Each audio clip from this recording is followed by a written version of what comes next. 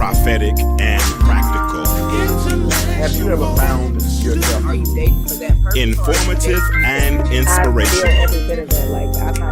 How you gonna do better if you don't know what better looks like? I do. Come on, let's talk about it with me, the mind massager.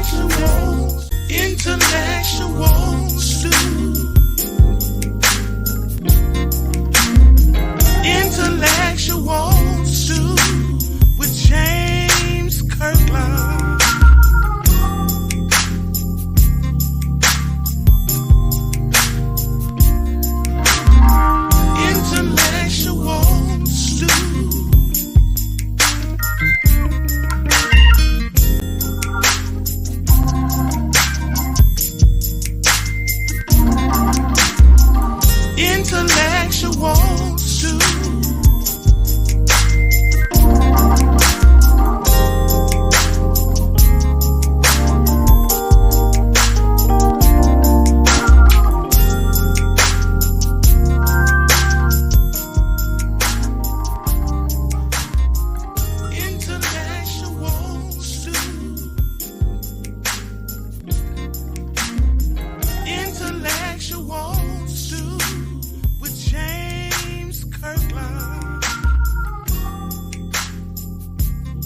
Hey,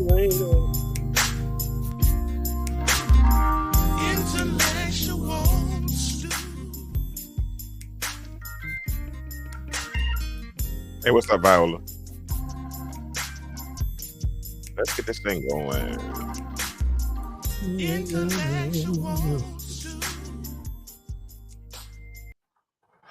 All right, what's up? What it do? Time for another episode of the Intellectual Stew with yours truly, James Kirklin. I'm excited to be here once, as we say in church, once more and again. A few of his humble servants have bowed in humble submission, not for outside, not for what is it, shape, form, or fashion, or for an outside show for an unfriendly world, something like that. But anyway, I'm here, and we are doing something different tonight. Y'all know my book is released. I gotta be honest. This is the book. I got it. There it is. It's here. But I'm gonna be a little delayed on sending those out, those that have ordered those, because I'm gonna have to order some more. I made a mistake. I uploaded the wrong file so the books are not as presentable as I would like them to be. So I'm fixing that error, and then the books will be released to you all. So I'm going. It was an expensive. Ignorance was expensive in this case, but you're not going to suffer for that, and neither will my brand suffer for that. So I'm going to show you once again what that book looks like. In fact, let me go ahead and do this in the beginning. Before I bring my guest co-host or guest host, I guess, because he's interviewing me tonight. Let me show y'all this in the beginning. And he's listening now. Listen, I need you to give me a signal a couple times tonight, because we're going to have a couple of commercials, okay? But this is the book, y'all. I want y'all to see it. Don't order it through here now. Give me another week or so to get everything situated. But check this out. Here's the book, and then we're going to get into this interview, okay? Here we go. In the blink of an eye, everything can change. 20 years of marriage, 3 beautiful children, a home filled with memories, gone.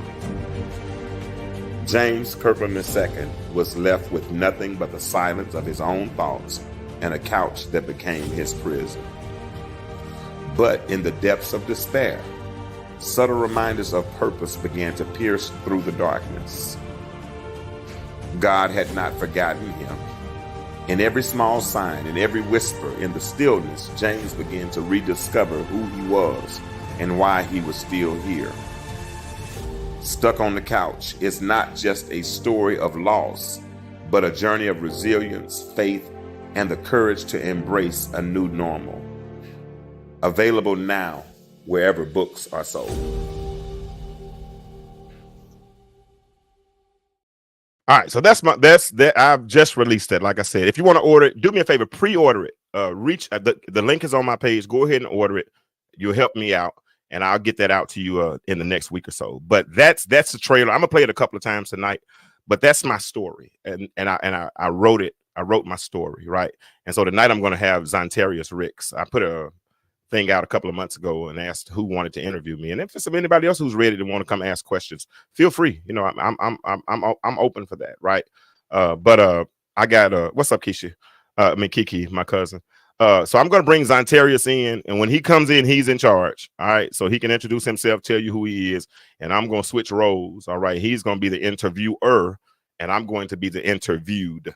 And I'm gonna put in a minute. I'm gonna put I'm going to put, let me open the phone. I'm going to put the phone number up, because if some of you all want to ask me some questions, feel free to do so. My mom read it. And when my mom read it, she said, you got to be prepared. Some people might not like you after this book. I said, well, I said, anybody who sticks, because I mean, in my, this is metaphor.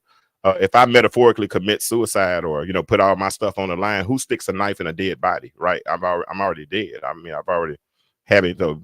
You can't get me with what I already said. So if you ask me if I did it, I'll stand on 10 toes down. I did it, but thank God it's covered and it's under the blood, right? So we're gonna get Zontarius in here. I'm gonna put the phone number up in a few minutes, and then we're gonna go from there.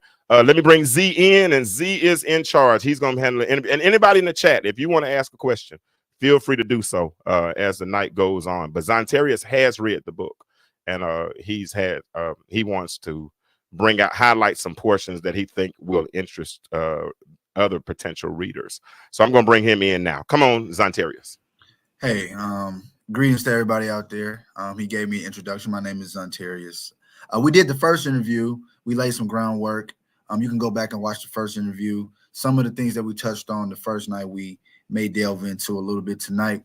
But in our conversation earlier today, we had an opportunity to examine the significance of this book and who exactly the target audience is for this book.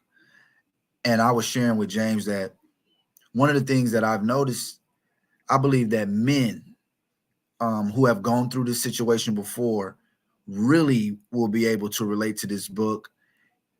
A lot of times as men, we experience things that we may not have an opportunity to express, or sometimes we feel things that we just don't know how to express.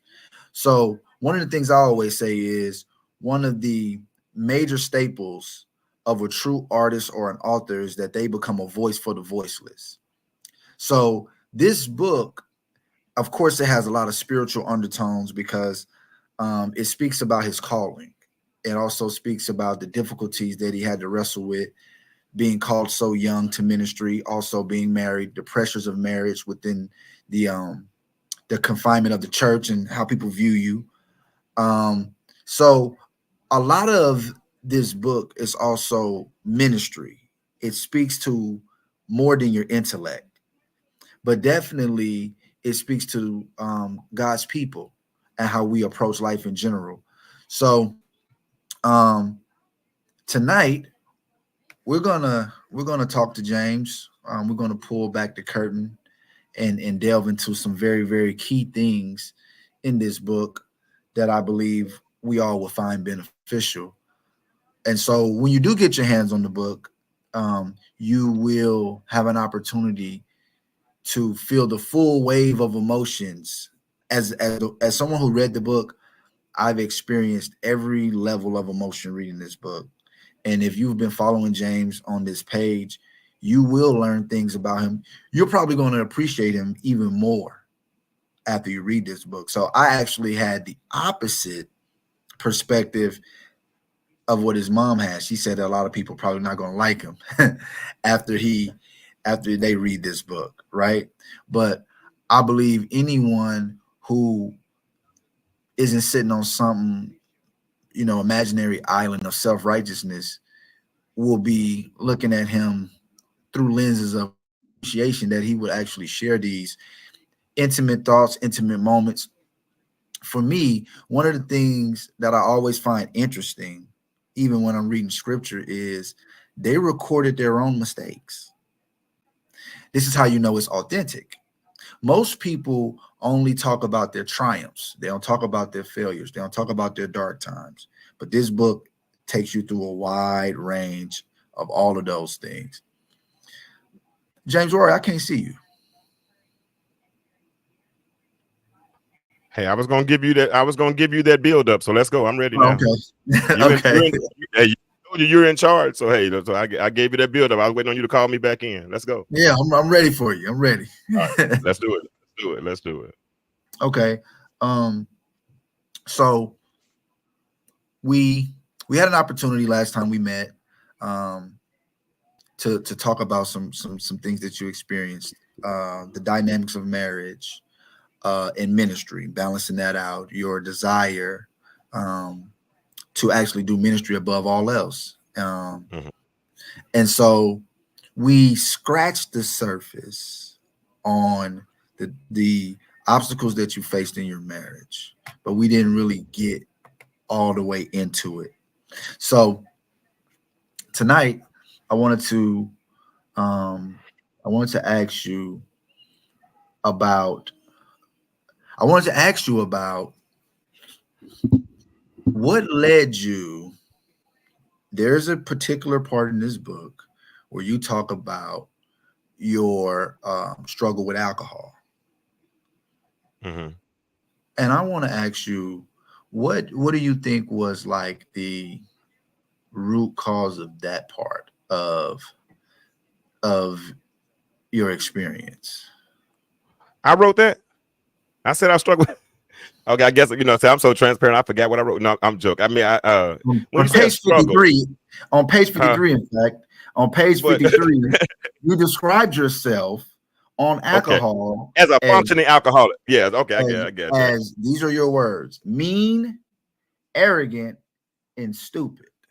On page 53. Good Lord, I Yes, got to sir. read my book again. Okay, well, no, honestly, man, like I mean, we're dichotomy, man. We're Yes. dichotomy, right? We know Mhm. anybody who doesn't know what dichotomy means. We're flesh and we're spirit, right? And the more you feed your flesh prevails. The more you satisfy your spirit prevails, right? Mhm. So, and there were times, in that balance, in that life that I lived, sometimes there was, now when I talk about struggle, I wasn't I don't think I was maybe I was, I mean, now they're looking, I mean, it's easy to look at things with different lenses in the past, right? But, I, the Bible also talks about lending yourself to familiar spirits.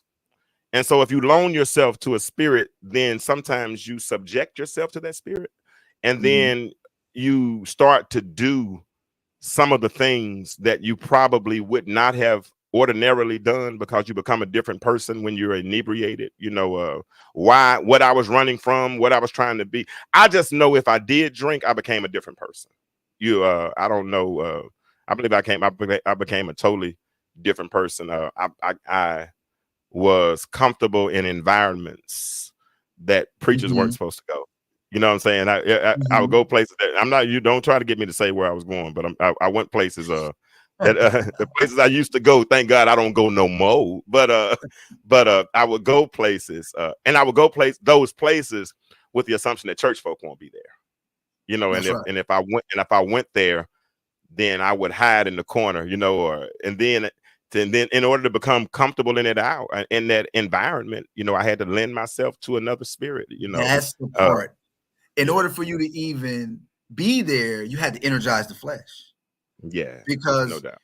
your spirit wouldn't allow you to be there unless you toned it down. So Yeah, last week you talked about, whichever one you feed is going to have more yeah, control. And yeah, so, yeah, when I read those words, I wrote those words down. I said, wow, this is pretty deep. Because a lot of times, who does the preacher talk to? He's the one that's yeah, supposed to have all the answers. yeah. And this is the Right? thing, man. Not to cut you off because you're in charge. I Mhm. get it. But Go this is the ahead. thing. This is the thing, Mhm. right? Life. Our goal is to be full. The word integrity means the state of being whole. We want to be whole, and when we're not whole, that means there's a deficiency. That means there's a void. There's something missing. Augustine, I quote him often. Augustine said that God has made us, constructed us. He made us for himself, and that our hearts are restless until it finds its rest in him, right? So Mhm. that means life is like a 999 piece puzzle, right? But you need 1,000 to be complete, right? So you got 999, and it's one piece missing. And so and in this life, I forgot Robert, what's his name? I forgot that guy who wrote the book, but he talks about the search for significance, right? So we go through this whole life on this search for significance, trying to find purpose or find, something that completes us, and in those moments we try different things to fill those voids. You know what I'm saying? And for a season, for me, it was probably alcohol, and it was, it was the stressors of life, and it wasn't marriage that was the stressor. It was working in the car business, you know what I'm saying? Not wanting to be in the car business. I would have preferred to be pastoring somebody's church, you know what I'm saying? Or been on somebody's staff or So something that along those fulfillment, you lines. still wasn't fulfilled, even though you were Nah, making money and you were had I, engaging with clients. You had I was success making in that business. man, I was making six figures praying that a $40,000 a year church would come rescue me. I was making six figures. I went to an interview at a church one time, and I promised you at that time I was making a minimum of $2,000 a week. And this church wrote me a check for $50. You know what I'm saying? And then I was candidating for the church, and the church said, "Well, if you get the church, we'll give you $400 a week." I said, Mm. I'm not trying to be arrogant, but my suit I have on is custom made. You know what I'm saying? And I mean, I have more than four. I said, but I'm willing to settle because I understand this ministry. I was willing to take $500 a week plus, a rent, or something like that, because I'm the type person, man, that has to be attached. I can't be with a woman if she don't need me. Yeah, man, and I know that sounds crazy because I feel like I'm necessary. What I feel like doesn't? I have to, huh? It doesn't sound You said, crazy. yeah, because I have to feel. If a man doesn't feel needed, he's going to go somewhere where he is. Wow. Yeah. And that's the thing. I know, man, I've been like, God started calling me at 12 years old and I didn't know what it was. You understand what I'm saying? So, I heard his voice. So in life, I've always been attached to purpose, but that I couldn't quite find what the purpose was. You know what I'm saying? It's like a struggle with, you got a sentence and you want the sentence to be complete, but there's a line with something that needs to fill that void to make the sentence complete. And I struggled, so when I'm gonna give you an example. My most depressing moment would be after I preached on Sunday morning. That would be my most depressing moment. That was so depressing for me because for a moment I was at my best, or I felt like I was walking in my purpose, and we didn't have the internet back then. We couldn't just get on Facebook and open up a scripture and all that kind of stuff and get an audience, and I'm not a street preacher, but when when you read the story of John and the inner circle, right? He took him on the Mount of Transfiguration. And while they were up there, Zontarius, they had a mountaintop moment, right? But as soon as they came down from the mountain, there was chaos. There was chaos, and so when I would be on that mountaintop moment of preaching, and I'm not the pastor of the church, you understand what I'm saying? Absolutely. So when would I get that other opportunity again? When would I feel that moment again? When would I feel like I was at my best again? You know what I'm saying? So those were tough moments, and then I think sometimes when it came to the point of feeling a void, that's where I was stuck at. And that was long before the divorce came. That was long. Yeah. So you were functioning within your marriage, but with a void. Yeah. So then when the scripture says the two become one, then that should be the wholeness, but there was still a void there. And you was functioning, still trying to hold everything together, at work. You're the charismatic salesman at home. You're the father, the provider, and you're trying to function and operate, but then there's still this void. Yeah, because we're men, and men love from different places. Women, y'all love out of adoration. I love that. That's a good thing. It's a feeling. Y'all gotta have the chills in my. But sometimes men don't love out of obligation. We don't love out of adoration. We love out of obligation. My fulfillment came. Yeah, my fulfillment came by watching Trey be successful on the baseball field. My fulfillment came by watching Kennedy successful in the classroom. Every time I took Mackenzie to tumbling, and she would learn how to do a back walkover or learn how to do a back handspring. I'm posting daddy duties. You know what I'm saying? Because I'm doing what I'm supposed to be doing, right? So that's where my fulfillment came from. But what about me? You know what I'm saying? And I think at some point I kind of lost myself in that moment, and it became, not unbeknownst to me, probably a spiraling moment, if you will.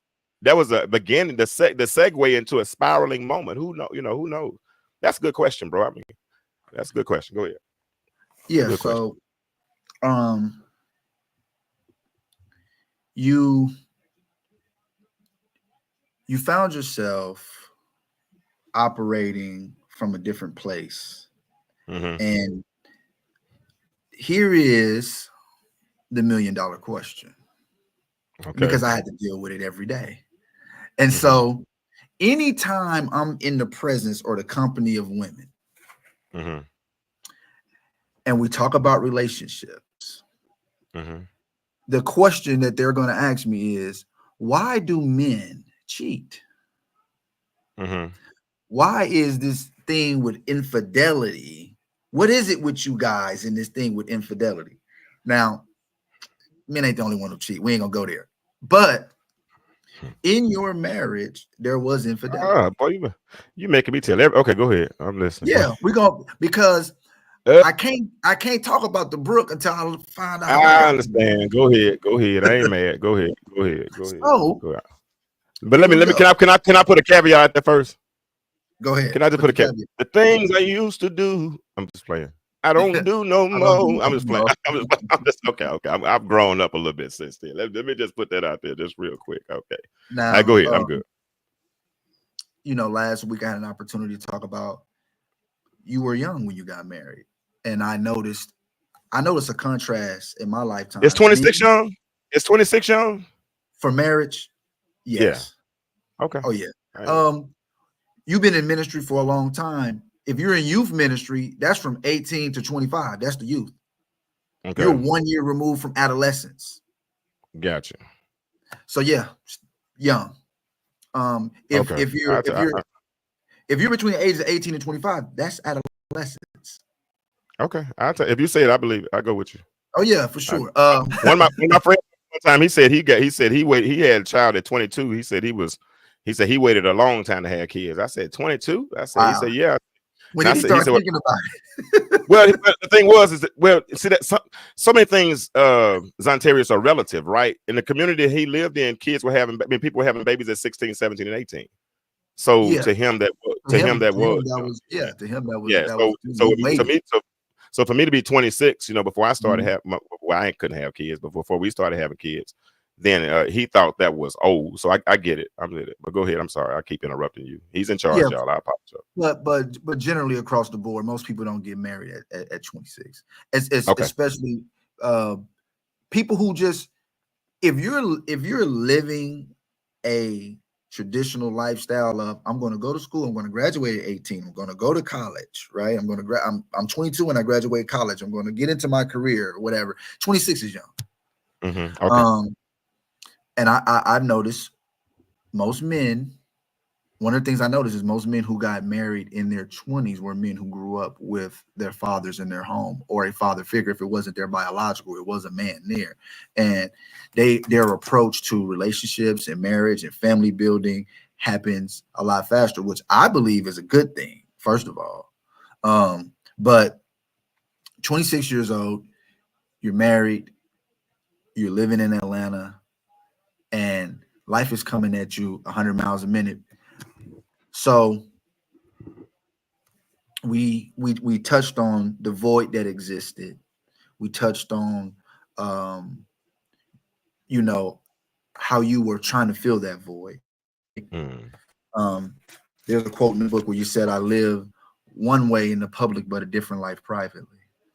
Mm-hmm. And in society's perspective, what you were doing at 26, going out, and the things you were doing privately was what the normal people were doing in that age group.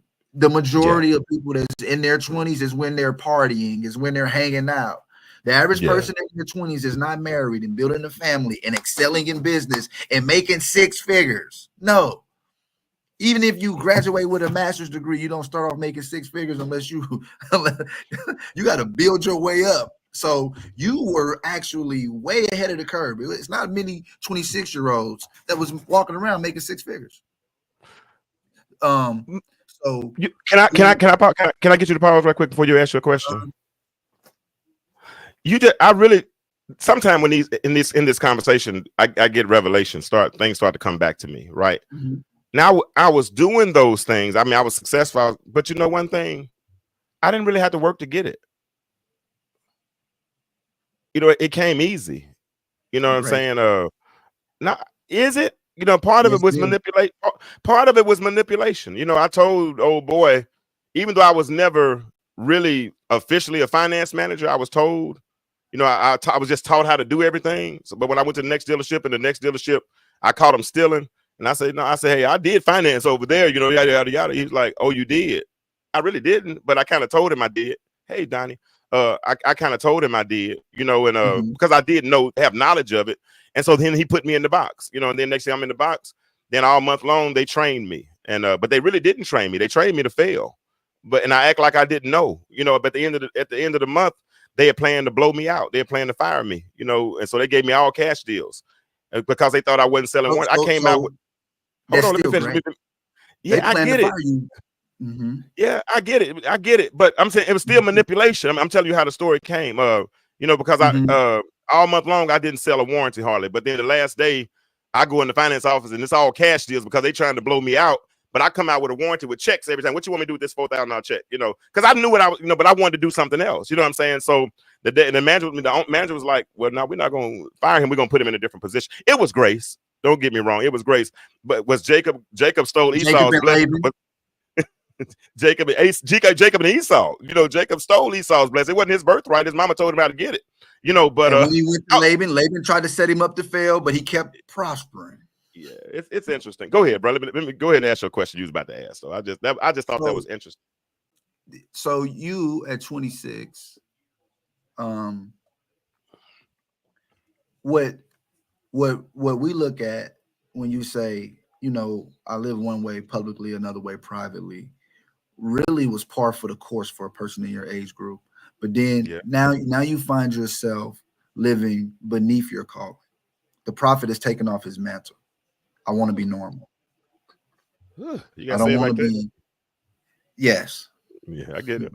The prophet has taken off his mantle. I want to be normal. So now this causes a disruption to what God wanted to establish. And the enemy couldn't penetrate the force field. You had to voluntarily step outside. So no doubt. Now, I want to know, for you, when you're energizing the flesh and you're doing your thing, you got involved with another woman. And so I'm going to ask you the question, why?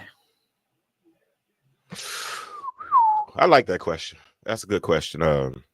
It wasn't because of what I wasn't getting at home. Let me just say that. Okay. I tell people that I think men, and I get pushback when I say this, Zontarius.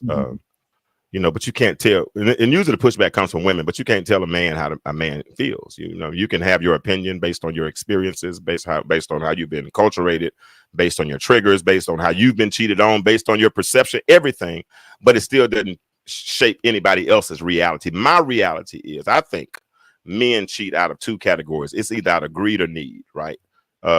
Greed means, your wife is trying her best to be the sweetest person that she can be, and she's trying to be submissive, and she does her thing, but you just greedy, selfish, whatever you want to call it. You're just greedy, you're going out, and that's a reckless behavior, whatever, whatever it is. But then there's also time where there's a need. There's a time where sometimes she might be going through a medical problem, you know what I'm saying, and she's unable to certain things another way or whatnot, so that's, and I've been in probably in my life in both of those categories, you know what I'm saying?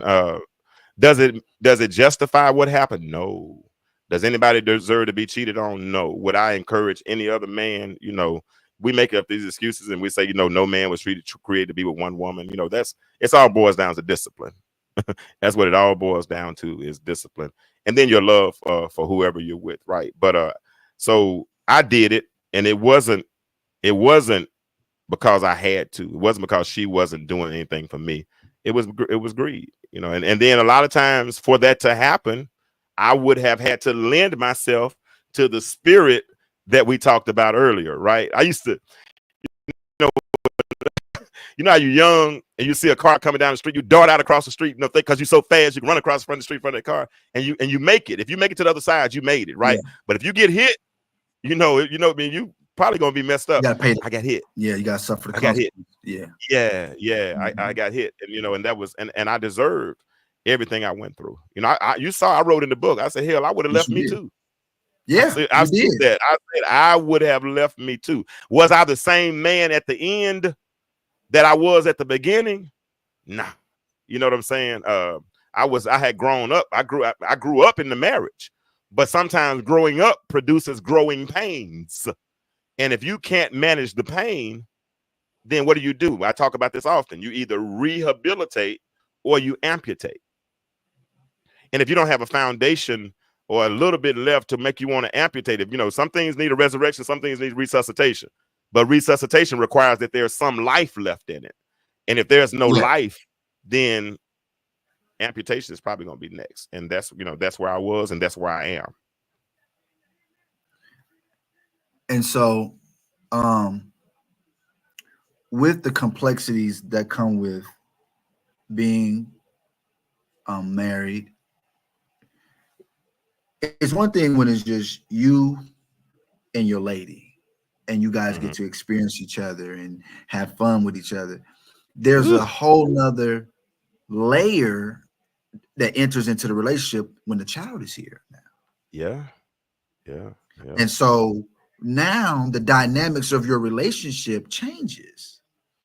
And so here we are where there's more presented. You said women love out of adoration, men oftentimes love out of obligation. Mm-hmm. And so sometimes you get caught up so much on the obligation that, you know, you kind of operating on autopilot. There was a part in the book where you said that you and your wife were talking, but you weren't communicating. It's like you created your own language. And you Vice said versa. that you We were communicating, but wasn't talking. That's a little communicating, but weren't talking. Yeah. And we'll get back to that. We'll pick up off of that right there, that part, because that's a very part. A lot of people in a relationship right now may be going through that, and they may be able to identify, you know what, is that going on with me and my wife right now? And we can see how you can remedy that. But I'm gonna hand it over to you. In the blink of an eye, everything can change. 20 years of marriage, 3 beautiful children, a home filled with memories, gone. James Kirklin II was left with nothing but the silence of his own thoughts and a couch that became his prison. But in the depths of despair, subtle reminders of purpose began to pierce through the darkness. God had not forgotten him. In every small sign, in every whisper, in the stillness, James began to rediscover who he was and why he was still here. Stuck on the Couch is not just a story of loss, but a journey of resilience, faith, and the courage to embrace a new normal. Available now wherever books are sold.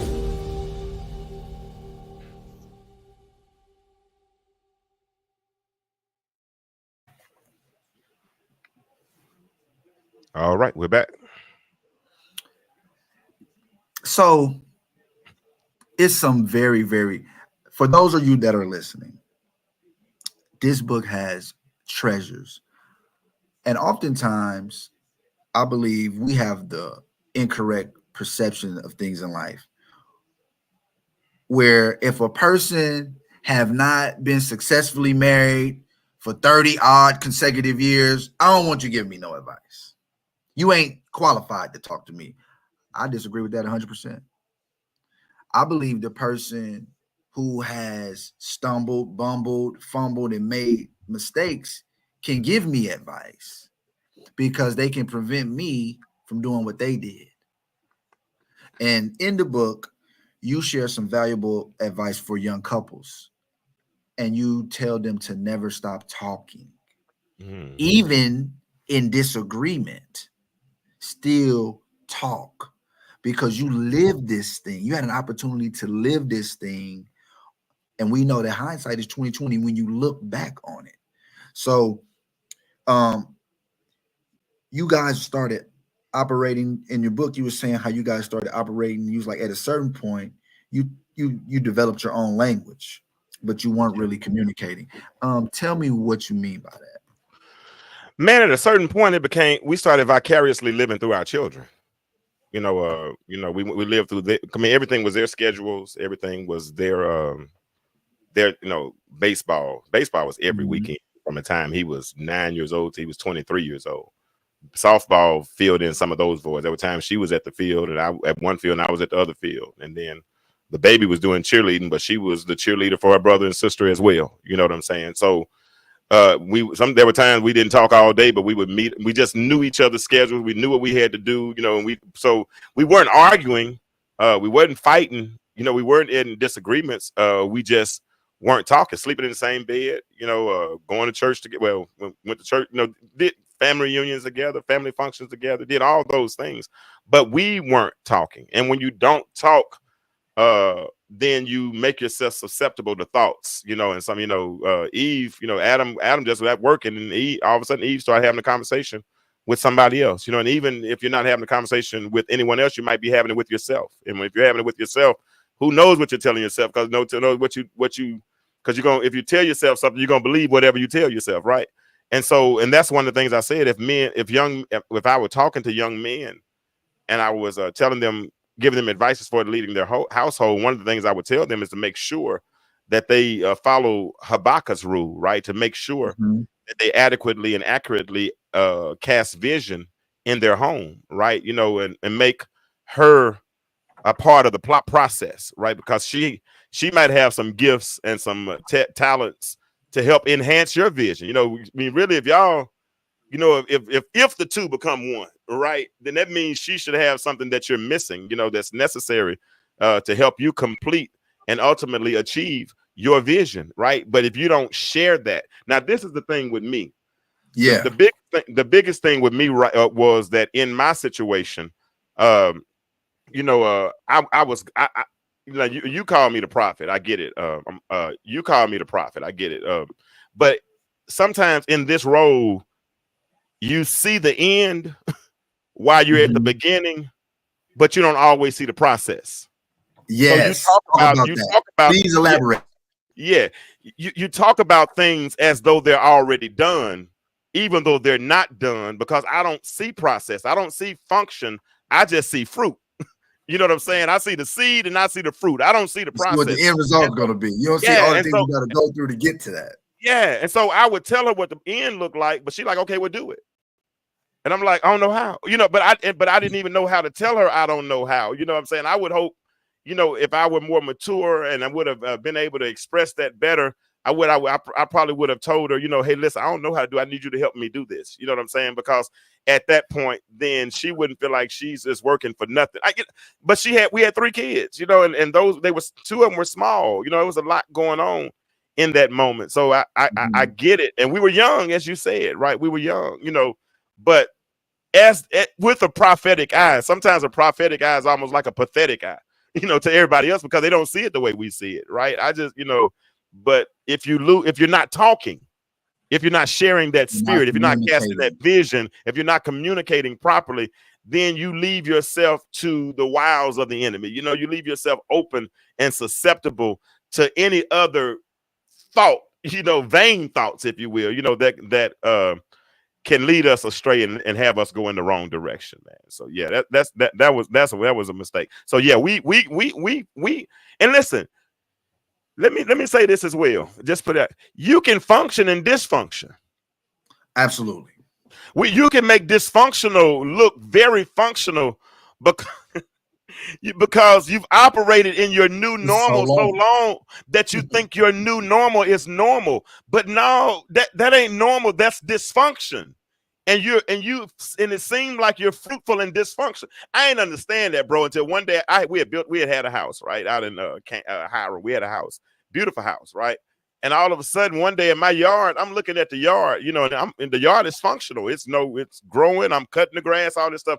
But right in the middle of the grass, I saw flowers, but I knew I didn't plant flowers. It looked functional. It looked like it was supposed to be there because they were purple. They were right there in the middle. But at the root of it all, that was a weed. That was not a flower. Oh, that's deep. That wasn't a flower. That I saw. That was a weed growing. I didn't plant it, but it was there, right? Because it looked. But if I would have thought it was normal, I would have let it keep growing. You just left it there, yeah. Yeah, but then it might have messed up the rest of my yard, right? And the whole while you're not even aware. And so we do that so many times when we operate in dysfunction, and we think that we do because we start teaching other folk that dysfunctional stuff. Now right now we got a whole generation that thinks marriage is a bad thing. So we got a whole because we advertise the bad. We don't advertise the good. All we talk about the negative. All I talked about the first 2 years of my podcast was how all the good things. I had people tell me, "Well, if everything was so good, why y'all get divorced?" Because everything wasn't bad. You understand what I'm saying? But we operate in dysfunction so long that dysfunction puts on a mask and makes everyone else think that I'm functioning. But in truth, guess what? I'm suffering in plain sight. I'm smiling because you see me at my best, but you don't realize that I got to go home and deal with what I got to deal with when I get to the house. When you talk about putting on that mask, yeah, because really, in essence, that's what That's what life teaches us. Man. Put on your mask and get out there and perform, because we live in a performance-based society. Yes, sir. What's a handicap for us is that as believers, we should be able to live a more transparent life, instead of saying, well, I'm Reverend so-and-so, so let me put on my mask. Yeah. Yeah. Sometimes we got to realize that we are creating a culture for people to masquerade, because We've created past tense, not present tense. created a Yeah. culture for people to masquerade. And then by the time you figure out, oh man, this was going on, it's too late. You were married for 20 years. 20 years. And like you said, you spent 2 years talking about how many good things was taking place.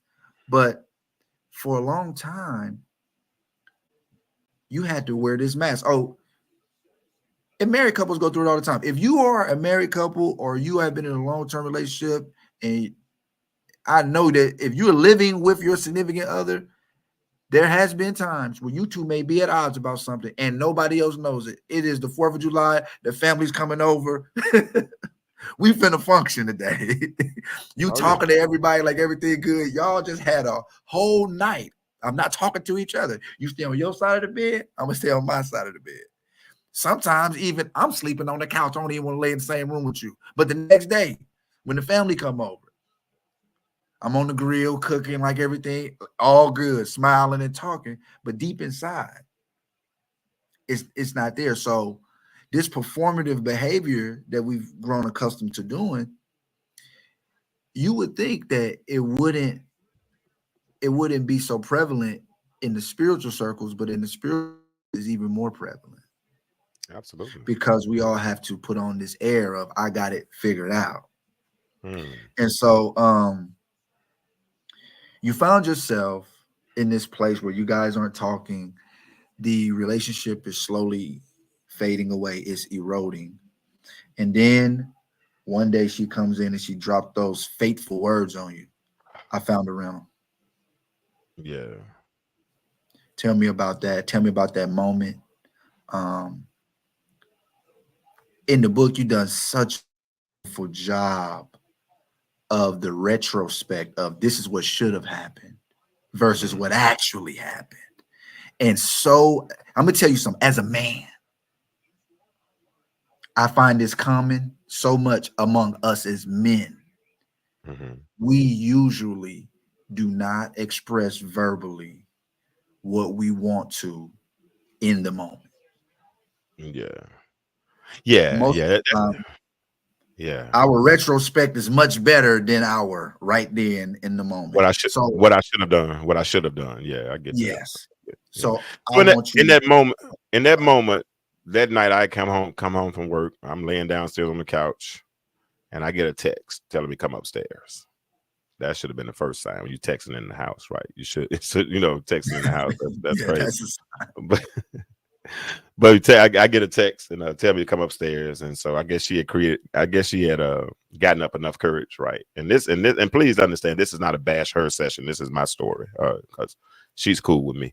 But she called me upstairs. She said, "Hey James, I found a rental, and me and the girls are moving out." I said, "Huh?" She said, "I found a rental, and me and the girls are moving out." And I said, "Huh?" I said, "Oh, okay." She said, "You want to talk about it?" I said, "Ain't nothing to say. You said you moving out." So I went back downstairs and laid on the couch and started back watching TV. And I just started pondering thoughts in my mind. I just started pondering thoughts. I'm like, oh man, I can be single. I can have all the women I want. I can do this. Then I said, but if I'm single, I'm going to be alone. My kids won't be home. If I have grandchildren one day, they'll have to go to different houses. And all these thoughts start swirling through my mind. But then I thought, She ain't moved out yet. I'll talk her out of it. We've been here before. I'll talk her out of it. And so all those thoughts started going through my mind, and then so for the next few days, because she didn't move out immediately, I mean, it was about a month or two or so before it eventually happened. Then I started walking on eggshells, and started trying to be what I was supposed to be. And not that I had not been, because like I said, I grew up in the marriage. I was a better person at the end than I was at the beginning. Than you was in the beginning. Yeah. But for metaphorical purpose, saying it like this, I started putting highlighters on things, you know what I'm saying, making sure I did what I was supposed to do and make sure it was noticeable. But by that time they had checked out, right? Because when a woman, this was the kicker, right? Because even then I tried, but then later on, a month later, when she was really about to go, I grabbed her, we talked, and I tried. But then she told me, I don't love you anymore. I'm not in love with you. I lost respect for you, and I don't trust you. I knew it was over there. It was over. Brother, I'm telling you, that was not in love with you. Don't trust you. I lost respect for you, and I don't trust you. Bro, it was like, three, like three quick stabs. Like, ugh. I was like, ooh. But I created that. I mean, my behaviors, I took full responsibility. I got bigger shoulders, so I took responsibility for that. You know what I'm saying? And that was tough. That was tough. But all of those things that I did those previous 16 years, or a lot of those things I did those previous 16 years, created that environment. You feel what I'm saying? Yes. And created that attitude. Because I ran across a picture the other day. Where she wrote me a note on that picture of how much she loved me, and all that kind of stuff, and I was like, whoa, but I'm healed though now. I'm cool now, you know what I'm saying? But it took me a long. That's why, bro, I wasn't trying to listen. I was not trying to date. I recently given myself permission. You feel what I'm saying? Recently, give myself, because I knew wasn't no use in me, because the type of woman I'm not attracted to. Any old type of woman. Women I'm attracted to are probably wife material, right? So I'm not going to run out here and just damage a whole bunch of women by acting like I like you, because and then this is another thing. And I flirted. I flirted, but if my flirting never elevated to courting, then I probably wasn't never too serious. You feel what I'm saying? So I had to grow up, but that was a long healing process. But the healing doesn't begin until you give yourself permission to heal. You understand what I'm saying? Yeah, I could have a toothache. How did you arrive to the place of giving yourself permission to heal?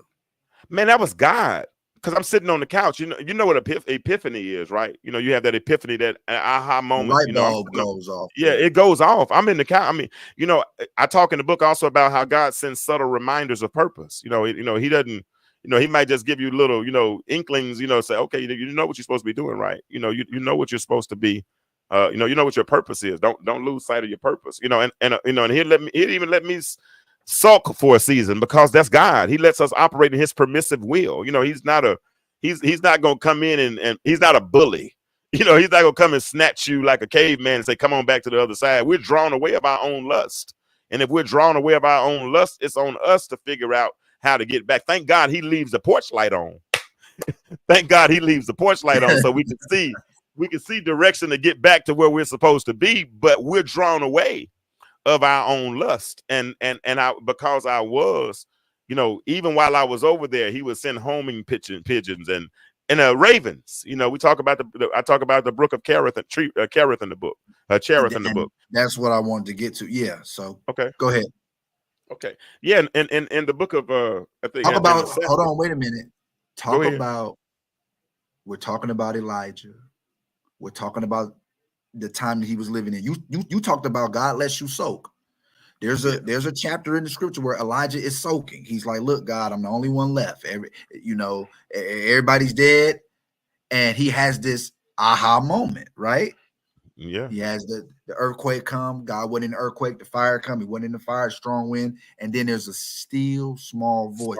So Elijah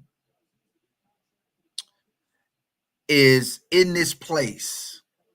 And in the book, you talk about Zarephath. So I want you to talk about Zarephath, what it means. Could possibly someone listening right now be in their Zarephath moment? Oh Jesus! Well, you about to hurt me now. Go ahead, keep talking. Yeah, that's what I want to touch on tonight with Zarephath, the meaning, delve into that, and speak to the audience concerning that.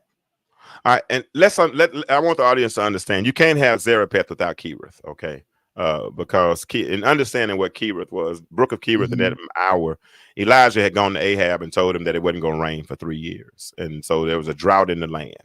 And so you know what the ramifications of a drought? There's no water. There's no the cattle are not promiscuous, so they don't produce offspring. They don't have bread. I mean, they don't have grass to eat. All those types of things, right? But even in the midst of that, I mean, the price of food goes way up because supply is way down. It's a rough time. Chaos usually ensues during droughts and during famines. But even in the midst of the famine, God directed Elijah to a specific place that he would sustain him at, and that specific place was a place called Kerith.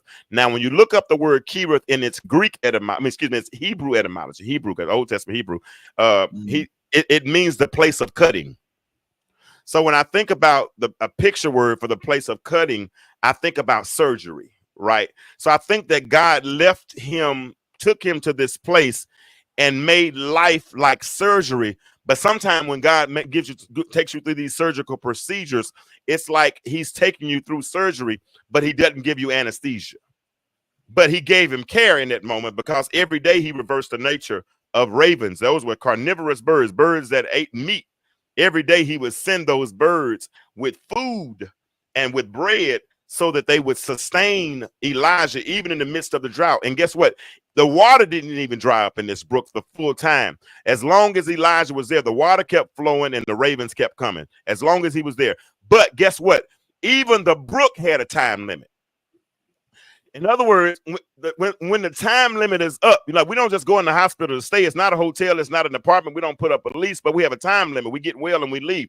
After his cutting moment, God sent him from Kerith to Zarephath. Kerith was the place of cutting, but Zarephath was the place of refining. So if Kerith was the surgery room, then Zarephath was the refining room. It was the recovery room. So God took me from the couch, which was the cutting, and then mentally he started to move me. But my mentality, I had a Zarephath mentality. I didn't move physically to another place, but I moved mentally to another place. Does that make sense? Makes a lot of sense. Does that make sense? Oh, okay. Makes a lot of sense. Okay. So when you're in Cherith, that's the couch, right? Yeah, no doubt. And you are there and you're reliving all of the events that led up to you being there. So this is the place of cutting. This is where God is performing that surgery. In the book, you said he set me down. I always think about when I was a kid running around the house. Boy, sit down somewhere. Yeah. Right? My dad would tell me, yeah. Boy, sit your butt down somewhere. Yeah. And I want you to speak to us. Question. Did you ever, in the course of you going, did you ever think that, man, I need to sit down somewhere? And when you finally, when did you come to this? Like, dang, I do need to sit down. Too late. When it was too late. Man, I remember one time I was riding down the street and I might have had a drink in my hand or something. I don't forget what it was. But I heard the voice of the Lord say, "You gonna let that be the reason?" I said, huh? I'm like, am I talking to myself? What's going? It's just so I've always had subtle reminders, what I'm saying? Calm down, sometimes I wish I ain't gonna lie, I always I brag about how we didn't argue and fuss and all that kind of stuff. But I kind of wish you would have complained. You know what I'm saying? If it was bothering you that mad. And sisters, if you got something that's bothering you and that's your husband, you have the right to address it. You know what I'm saying? You should, especially if that's because like I said, I kind of probably wish they would have complained a little bit more. If I knew it was hurting you that bad. Listening to this broadcast right now, and they are in Cherith, what would you tell them? They're in that cutting place right now. Man, well, in the cutting phase, you let the cutting do what the cutting does. You know what I'm saying? You don't manipulate that. You know what I'm saying? You take it how it comes. Man, I had several ravens. Like my pastor, he was a raven for me during that time. Remember I told you last week, after I got fired, I said I wasn't gonna work for nobody else. So I wasn't working, you know what I'm saying? I was just waiting. I mean, a lot of times I would just wait to get evicted every month. And then a phone call would come and I would always make enough money. But those ravens came, and a lot of times I tried to push them away. Mm-hmm. You feel what I'm saying? Because I felt like I needed to suffer alone. I didn't want to bleed on nobody. You know what I'm saying? But if you have a community who's trying to provide a place for you to, to provide healing, you know what I'm saying? Now, sometimes, we want to tell help how to be help. Say that again. Hold on. Wait a minute. Say that again. Sometimes we want to tell help how to be help, right? How to be help. Yeah, help showing up in the form of help, and I'm pushing help away, because I didn't want to be around. And like I said in the book, if I offended you during that time, I apologize, but I was just going through something. And cancers, I'm a cancer, cancers don't share shells. You know what I'm saying? We're used to being in the shell alone. So I didn't want nobody to see me cry, or I didn't want to see nobody to see me, and the less I was around people, the shorter time I was around people, the less time I had to wear those masks. You feel what I'm saying? I can just go home and sit on the couch and just wait till tomorrow, and prayerfully tomorrow be better than the day was. You know what I'm saying? But the good part about it is that God allowed the water to keep flowing, and He allowed the ravens to keep coming. It was so funny during that season, Doc. I put on weight because I ate so much funeral food. Man, I with my pastor every day, because he didn't want me sitting at home by myself, and he wanted to make sure I ate every day, right? So he'd be like, come on by the church. So I go by the church and hang out with him, and then we eat, little funeral food, because the kitchen was doing their thing, right? I mean, I look like a straight bachelor. You look at my closet. I mean, look at my refrigerator. I got all styrofoam containers, of food from funeral food. You know what I'm saying? So those were the days, man. They giving me food that would come from the pantry, all this. I still got canned goods probably from 7-8 years ago. They were giving me food, 4 or 5 years ago. But it was just an interesting period, man. It was a very interesting. But if they're at Keyworth, as you just asked, just accept help, recognize who your ravens are, because the thing about a raven is, although it can eat meat, if the meat is intended for a certain recipient, it's going to make sure that the meat gets to its intended recipient rather than eating the meat. I just said something. I don't know if they're going to catch what I just said. But if a raven is a carnivorous bird, it eats meat, right? But rather than eating the meat, it would bring the meat to Elijah, right? So if a raven, you learn how to recognize the ravens that are for you, right? Because if they bring the meat instead of eating the meat, something they could have consumed, then they're really for you, right? They're really coming for your betterment. They're really coming because they want to see you get on the other side. But the ravens are only for a season. Birds fly south for the winter. Why would I say that? But the ravens are only for a season. Right. You can't, I'm not taking up residency with ravens.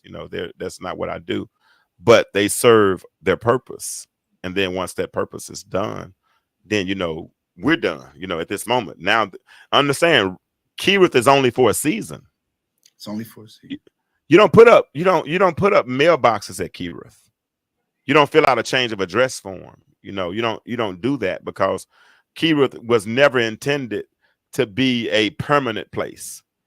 Keyworth, you get your cutting, you get that surgery that you need, because once you have experienced surgery, the infection is usually cut out.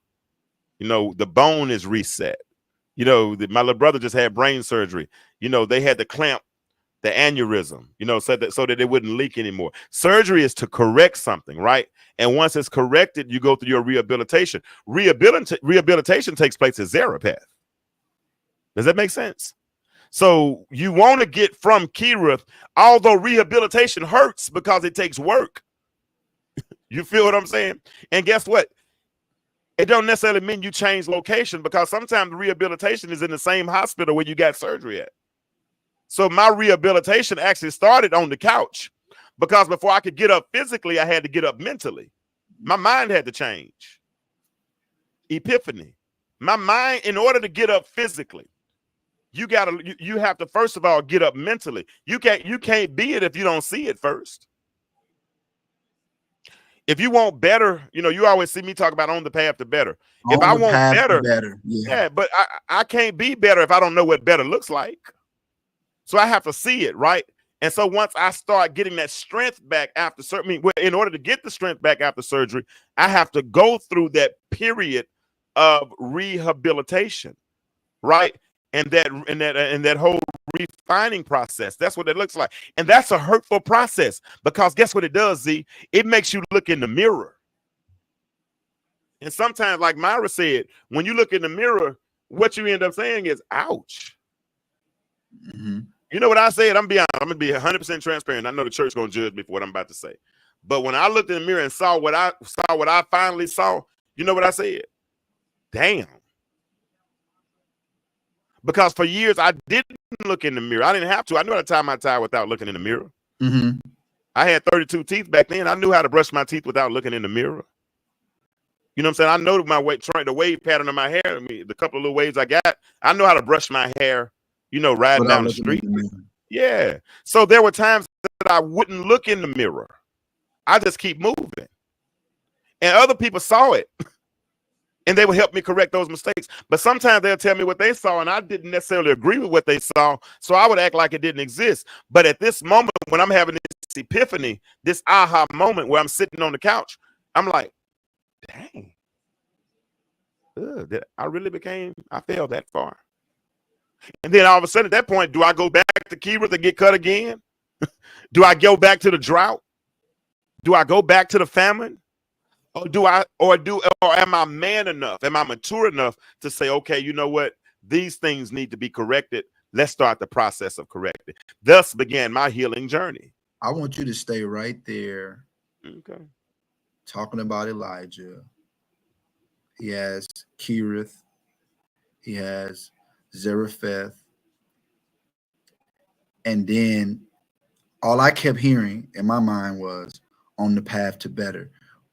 Tell us what he did next. Well, like I said, you can't have Zarephath without Kerith. Mm-hmm. But little did Elijah know that Kerith wasn't preparing him even for Zarephath, because Zarephath was the place of refining. Kerith was preparing him for Carmel, because he still had a bigger, even in the drought, even in the negativities of life, negative aspects of life, he still had a bigger purpose. I still had a bigger purpose. His purpose was Carmel. He had a date with Jezebel and 450 false prophets to prove how much God really was, right? Because it wasn't about his light. The Bible said, let your light so shine, not that they'll see you, but they'll see him. Yeah. Right? So his life wasn't about him. His life was about God. So Carmel was the intended destination. That's where the triumph was going to take place. But in order to be prepared for Carmel, he had to see God perform in Kerith. He had to see God perform in Zarephath. And at that point, it gave him the confidence. It gave him the necessary fortitude. I remember one time my ex said something. She said, because I used to really be concerned about what other people thought.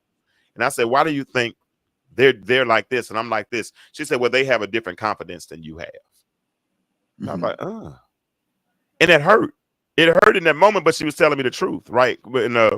And so on that couch, that Kerith moment, that Zarephath moment, that every month God showing up, that Raven showing up on time in the Kairos, not the Chronos, not in chronological time, but in the God time.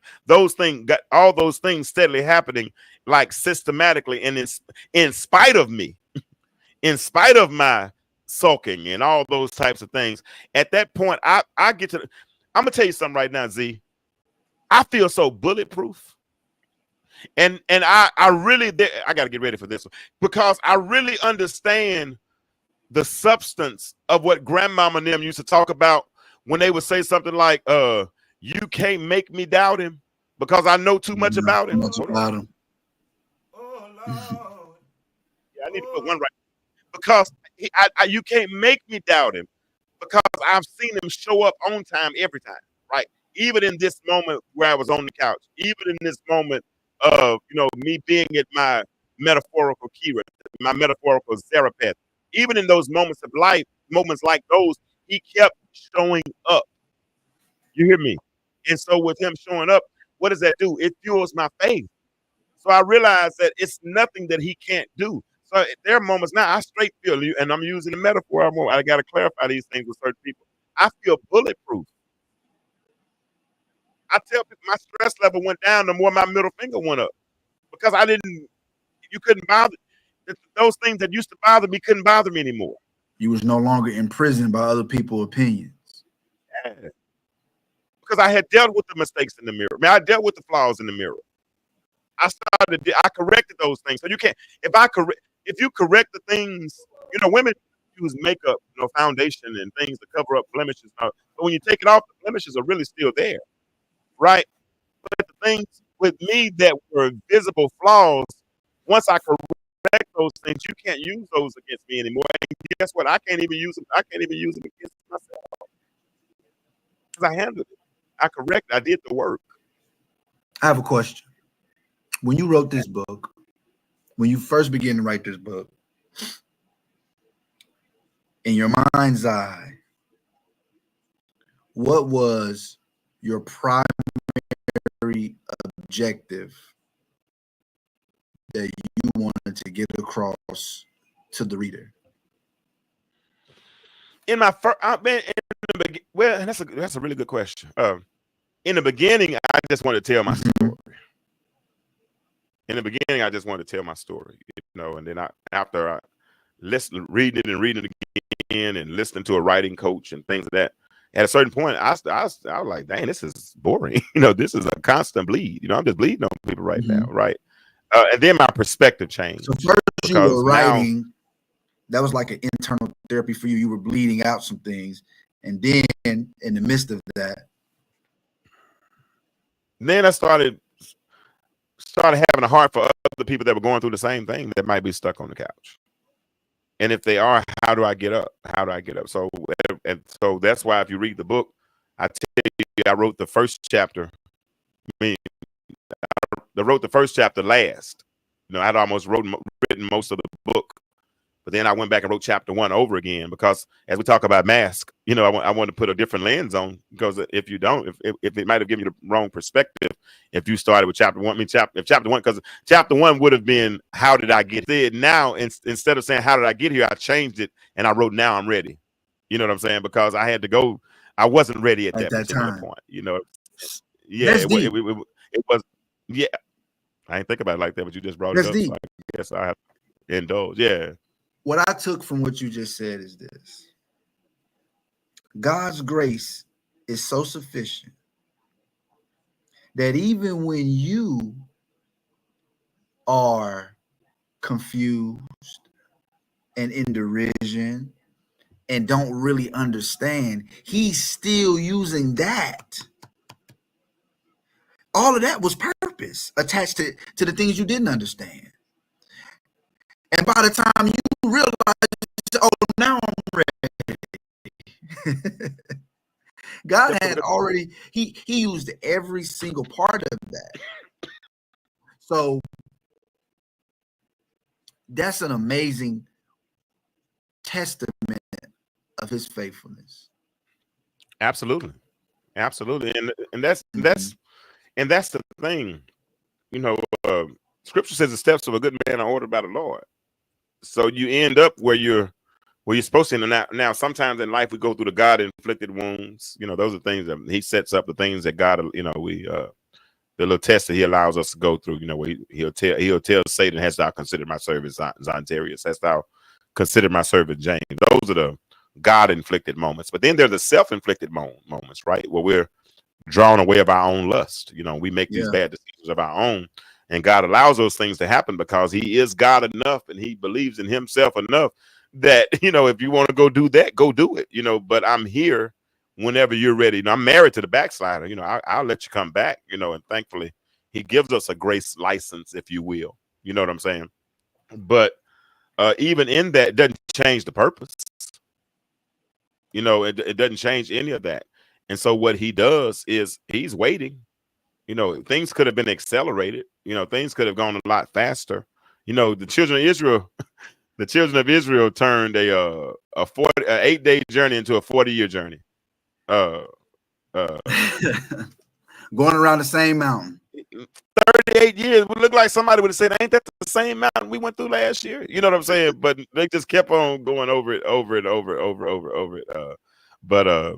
But yeah, so but he kept doing it, and he kept showing up, and he kept proving himself, and he wouldn't. Now unto him that is able to keep me from falling. Keep in the Greek means the word is phulasso. Phulasso means something that would have spoiled naturally, has a renewed lease on life because it's been kept. Grandmama and them used to preserve fruit. Fruit usually spoils, doesn't it? But they take it through a process of preservation so that it lasts longer, and you can go in there 6 months later and you can still eat the same preserves that would have normally spoiled. Sweeter. Yeah, and that's what God does with us sometimes. He preserves us, until we're ready, and then once we're ready, he gives us what we rightly deserve. What I mean? And then when we mess up, he lets us get what we deserve too. But when we operate according to his will, and when we finally get it together, after we get through, playing and all that kind of stuff, then or we sow our wild oats, whatever you want to call it, then that's what ends up happening, man. So yeah, it has been an interesting journey. So for the longest I was following this channel and chiming in, and I would always see hashtag on the path to better, and then your phrase is the world is changing. But why do you remain the same? And after reading this book, I really, really now have a more empirical experience of what it means when you say on the path to better. Mm-hmm. And this book, I truly believe that this book will help other people navigate their way out of their current situation. Okay. So if there's anybody out there tonight who would like to call in, of course, he already opened the lines up. You can feel free to call in. And anyone watching this broadcast at a later time, feel free to chime in. I would like to close it out tonight, but I want to ask you one final question, and then you give, you can open up our eyes. So, in the book, you had that opportunity, to look back over things, and sometimes you relived conversations in the book, and then you go through all of the progressions. So I want you to speak to basically my question is how do you now, since you've gotten up off of the couch, mm-hmm. and you're on the path to better, how do you now still maintain sobriety of mind? Like, how do you reflect on the past but not get stuck in the past? How do you say, I used to be on the couch, but I ain't, like, how do you do that? Man, that's healing. That's healing. I mean, I got a scar. You can't see it, but it real good, but it's right there. It happened. I got cut. That was several years ago. I got cut, but there's no sensation. It doesn't even itch. It went through the process of time and it healed. Now, it requires some antiseptic. It required some, at one point I had a little butterfly staples or whatever on it. It required a procedure and a process to take the pain away, right? Oh God. And so in that, this couch over the years, it required process.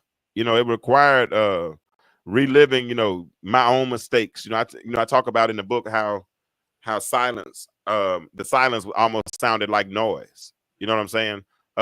Because I had to get adjusted and accustomed to a new way of life. We become enculturated at a certain point, and you can either move on or you can stay stuck. And at a certain point, after being stuck so long, you get to a point. We talked about the alcohol portion earlier. There was a time that when I would drink, I had acid reflux. So when I woke up in the morning, and y'all understand this was 20 plus years ago. This is 25, 26 years ago we're talking about.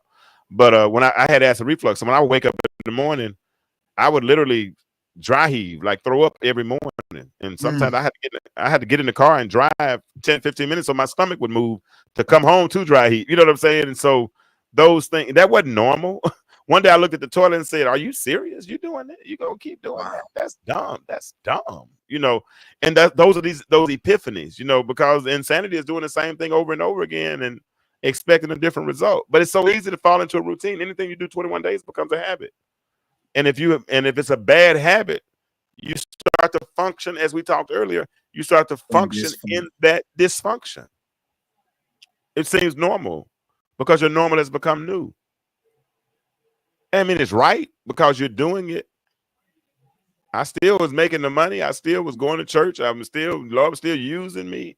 All those types of things. I laid hands on the sick and they recovered. You feel me?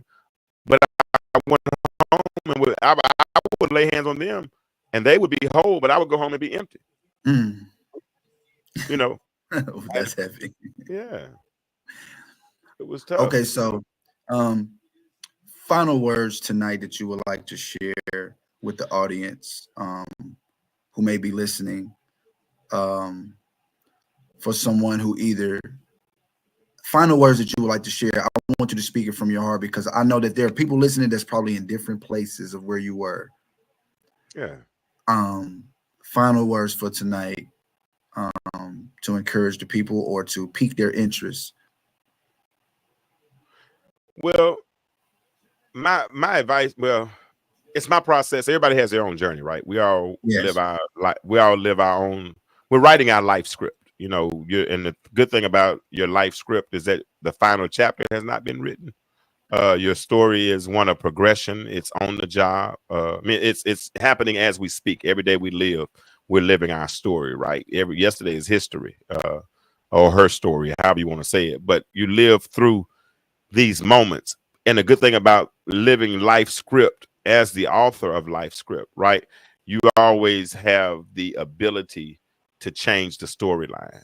If the storyline is going in a direction that it's not favorable, it's not one that is necessarily becoming to you as a person, it's not causing you to advance or anything of the sort, you have the ability to change the storyline. And that can happen, after you look at the mirror. And sometimes you have to look at the mirror of the rear, as we talk about in the book. You got to look behind you and go really revisit some of those things, because it's not really good to sweep things under the rug. If you sweep enough dust under the rug, eventually lumps will come in the rug. You sweep enough trash, so eventually you got to really do a cleansing process. You have to sweep. Mama said, you don't just mop the floor first, right? You sweep the dirt off the floor. And then you go in and you mop it and, use your bleach and your sanitizer and all those things. And that's what we have to do in our lives if we found ourselves stuck. But the good thing about it, if you're stuck, you don't have to stay stuck, and whatever your metaphorical couch is, you can get up, and when you get up, me personally, I bought a new couch, and I don't have that old couch anymore. I created a lot of history on that couch, and that couch served its purpose. And that couch for me was a lot of things, including an altar at a certain point, but at the end of the day, I was stuck on it and I didn't need anything to remind me of what I needed to represent the newness that had been implemented in my life. You know what I'm saying? The light was on, bro. I ain't gonna lie. My smile came back. When your smile comes back, man, that's a powerful place to be in, especially when you realize how much insulation those middle fingers provide. Now, my therapist say that it's somewhat passive aggression, but it's not, because I don't mean any harm or any intent. It's not about, because my fingers really aren't about you. It's about me. I got to protect my peace, and I'm peaceful, man. Like I said, it took a long time to get here, but I's here, and I enjoy where I am in life. I do. That might be the next hashtag. Eyes here. I is here. I is here. I enjoy. Hey, it is what it is, man. And you know, and all I can do is be my authentic self. I don't really have anything to hide. You know, I really don't care what your opinion is of me. You know, I mean, I used to, but I know who I am. I know what I've done. I know who I know who I was. Although, and even who I was, you know, but it's past. It's not who I am now. Where I used to live, I don't live anymore. You know, I've moved on, and I love it here. I do. I love it here. I love it. You want to run the ad one more time so they can. Okay. If they so look, you had to change some things up on the scheduling for the books. Do we have another release date for the book coming out? Well, they can order it now. They can go to my page and order it now. It's going to be a pre-sale. They'll get it sometime next week. Like I said, I made an expensive mistake, man. I ain't gonna lie. And so I've had friends even tell me I could sell it like it is, but I love my brand too much to sell it like that, you know. So I got 100 damaged books, you know, but by the end of the week I'll order more. So and anybody who pre-orders it, you're really helping me out. So I would appreciate that if you would. I mean, I probably had 15 people pre-order it in the last couple of days. So I'm really excited about that. So if you are interested in purchasing Stuck on the Couch, this is the book. I'm going to run the trailer again in just a moment. By all means, go to my page. Right now, I'm doing an introductory special. If you order it through me, not through Barnes & Noble or Amazon, but through me for $20. If I have to ship it, it's $5 to ship it. So it's $25. That's about 15% off of what the regular price is going to be when you're able to get it online. So I prefer you purchase it through me, but they can get it like that. Go to my page and you will see it, and I'll just go to my page. Let me see if I can get it. I'll try to get it on the link and put it in the link in just a second too. Let me see if I can pull it up right quick. Anything else, Mr. Tom Brokaw? Oh no. Tonight I believe you've satisfied the questions that I've had. You've given inspiration. So for tonight, I have nothing. But that don't mean I won't be back. So stay tuned. Nah, man, I appreciate you. I appreciate you for real, for stepping in tonight. Y'all, Zontarius did an excellent job interviewing me tonight, and I appreciate it. He's first of all, he read the book. Now I got to get him to go do a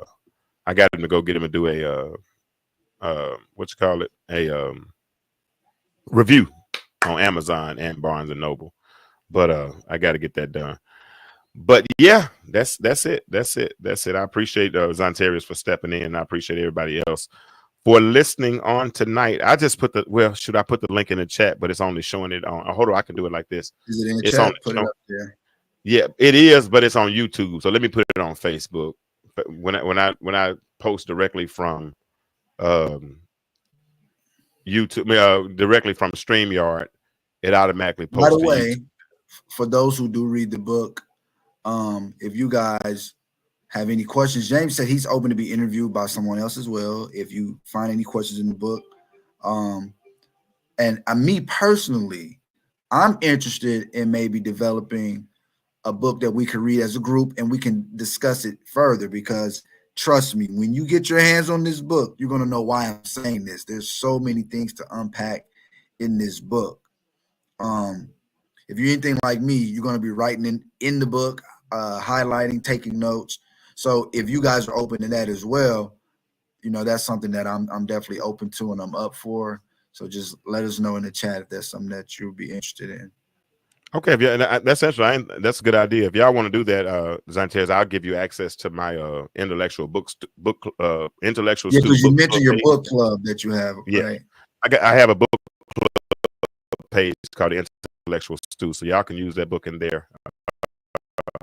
But yeah, that's a good idea. And it's not a hard read. It's only 146 pages. So, I mean, you can probably read that in a day or two if you really sat down and got interested in it. So that's it. If there are no further questions, let me put the phone number up again. If you don't have any questions or comments, thank you, Myra. Thank you, Viola. Thank you all. Thank you, everybody who has been listening on tonight. But that's the link to purchase it with shipping. If you are local and you want to purchase it, reach out to me and I'll send you a different link so you don't have to pay for shipping. Okay. But that's it, man. Anything else in closing right now, Zantares? Or if you have some more ideas, then we might come back and do a little bit more. But I think you did an adequate, thorough job tonight. Thank you. I tried my best to present some challenging questions and some things that I believe the viewers and those who may have, look forward to reading the book will want to hear. I don't have anything further tonight. Okay, Myra, you say you want to pick yours up. Okay, we'll make that happen. We'll make that happen. We can definitely make that happen. But I appreciate everybody for listening. I'm gonna go ahead and play the trailer one more time. Stick with me, Zantares, while I play that, and then we'll say good night together. Okay. One more time. Let me play the trailer one more time. Myra, you gonna love it. In the blink of an eye, everything can change. 20 years of marriage, 3 beautiful children, a home filled with memories, gone. James Kirklin II was left with nothing but the silence of his own thoughts and a couch that became his prison. But in the depths of despair, subtle reminders of purpose began to pierce through the darkness. God had not forgotten him. In every small sign, in every whisper, in the stillness, James began to rediscover who he was and why he was still here. Stuck on the Couch is not just a story of loss, but a journey of resilience, faith, and the courage to embrace a new normal. Available now wherever books are sold.